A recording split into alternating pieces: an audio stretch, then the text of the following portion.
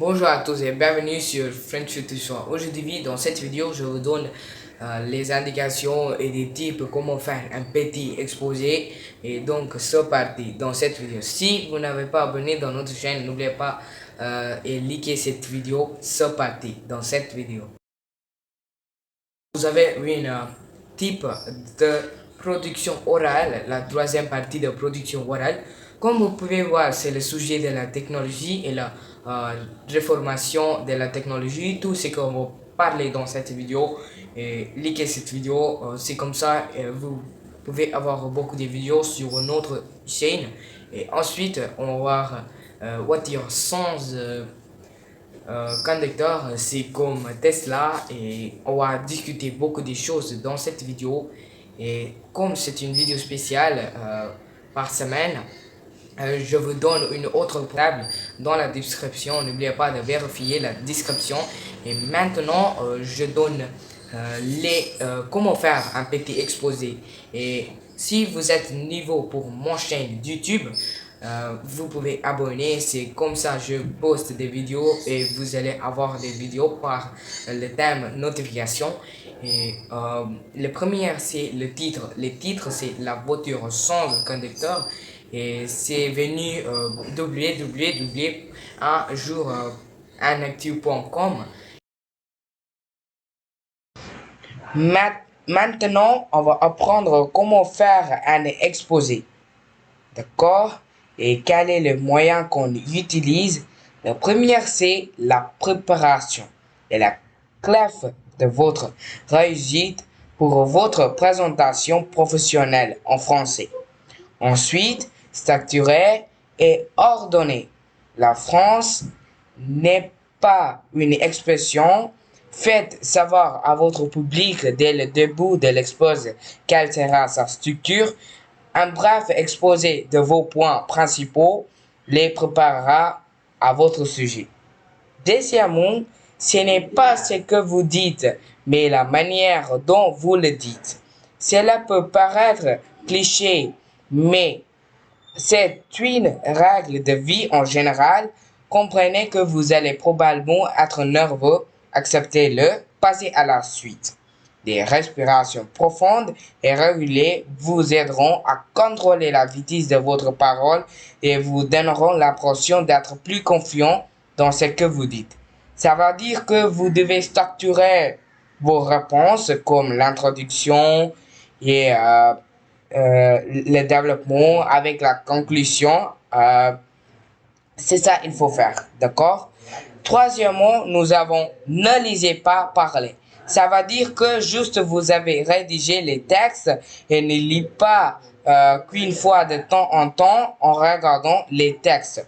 Personne n'aime entendre un orateur se noyer dans son texte et lire un texte de manière plate. Essayez de faire votre exposé à base de notes ou si vous utilisez un texte rédigé à l'avance de ne regarder les textes qu'une fois de temps en temps. Il est crucial que durant votre exposé, vous soyez capable de transmettre les idées et conseils que vous avez mis tant de temps à préparer, alors ne vous inquiétez pas trop à propos des mots. Donc, vous devez faire assez vite, ce n'est pas le problème. Que vous devez prendre des respirations, des motivations, d'accord? C'est ça, on peut voir. Juste, vous devez prendre des hints, des textes importants, par exemple des avantages et des inconvénients, au lieu de rédiger tous les jours, d'écrire tous les jours. Et ensuite, dans le quatrième, euh, je dois dire que faire le eye contact avec les gens installés à tous les coins de la salle est un autre aspect fondamental de la prise de parole en public. N'ayez pas peur d'utiliser vos mains pour accentuer vos idées. Ça veut dire que vous pouvez utiliser vos mains pour que les examinateurs bien vous comprennent. D'accord? Il peut bien comprendre qu'est-ce que vous venez de dire. Ensuite, le cinquième, c'est que n'ayez pas peur des questions et interruptions.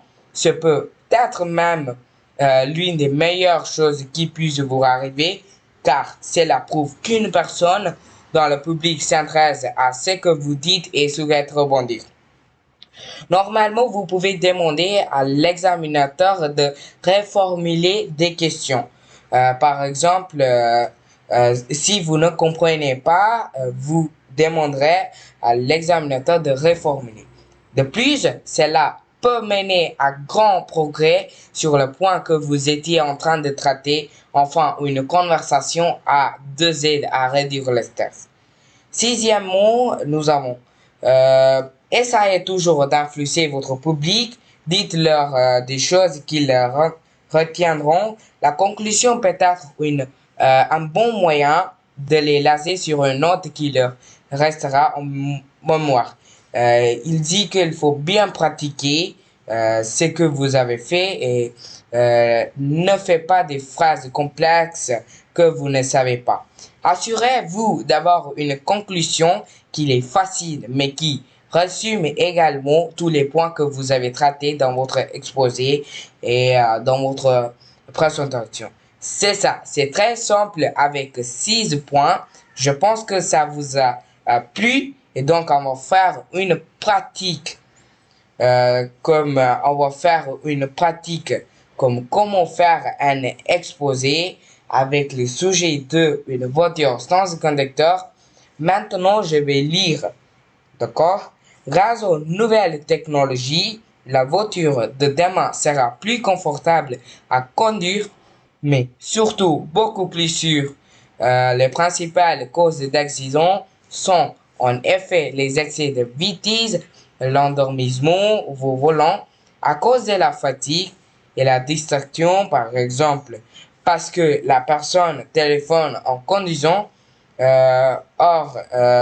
Les voitures intelligentes sur lesquelles travaillent les constructeurs automobiles sont capables de respecter toutes seules les limitations de vitesse. Ces voitures high-tech permettront sans doute d'éviter beaucoup d'accidents. Elles ne remplaceront pas les conducteurs. La loi française ne permet pas à un véhicule sans conducteur de circuler.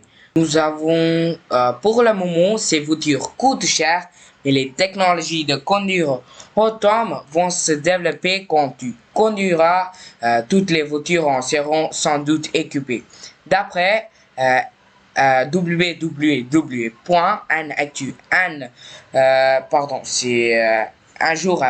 unactu.com, d'accord, nous sommes juste avec ça. Donc, il dit qu'il y a les voitures manuelles et les voitures avec les technologies, mais les voitures technologiques coûtent très cher.